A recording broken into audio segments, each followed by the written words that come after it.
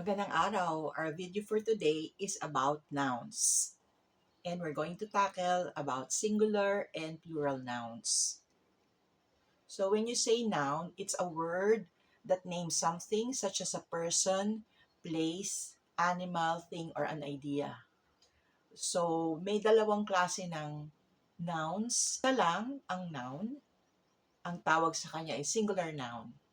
And kapag more than one, ito ay tinatawag na plural noun.